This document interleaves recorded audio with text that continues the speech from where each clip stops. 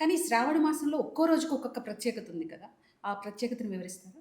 ఒక్కొక్క రోజు ఒక్కొక్క ప్రత్యేకత. మనకు ఏ మాసంలోనైనా ప్రతి రోజుకొక ప్రత్యేకత ఉంటుంది. ఓకే. ఆ! అయితే మనకు శ్రావణ మాసంలో లక్ష్మీ వారము, శుక్రవారము వరలక్ష్మి వ్రతాలు ప్రత్యేకంగా. ఓకే. అందరికి నానుడది. ఓకే. కానీ సోమవారం శివుడికి ప్రత్యేకంగా శ్రావణ సోమవారాలలో శివుడికి అభిషేకం చాలా ప్రత్యేకం. ఓకే. తర్వాత మంగళవారము మంగళ గౌరీ వ్రతం. ఓకే. చాలా ప్రత్యేకం. శ్రావణ మాసంలోనే చేస్తారు అది కూడా. మంగళ గౌరీ వ్రతం.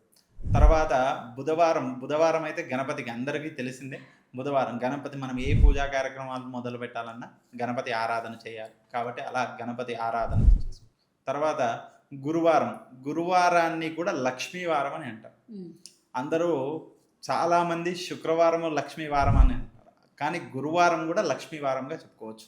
గురుడి అనుగ్రహంతో లక్ష్మీ వారం అని చెప్పుకోవచ్చు. తర్వాత శుక్రవారం అమ్మవారికి సంబంధించింది. శుక్రవారం లక్ష్మీవారం. తర్వాత శనివారం వచ్చేసి ఆంజనేయ స్వామి ప్రీతికరమని శనివారం. ఇలా ఒక్కొక్క వారం ఒక్కొక్క ప్రత్యేకతగా పూజా కార్యక్రమాలు చేసుకోవచ్చు. కానీ శ్రావణ మాసంలో హ్మ్. ప్రత్యేకంగా ప్రతిరోజు కూడా శివుడికి మాత్రం చాలా ప్రత్యేకం. శ్రావణ మాసం అంతా కూడా నిత్యము శివలింగార్చన చేసుకుంటే చాలా పుణ్య ఫలితం హ్మ్. లభిస్తుంది.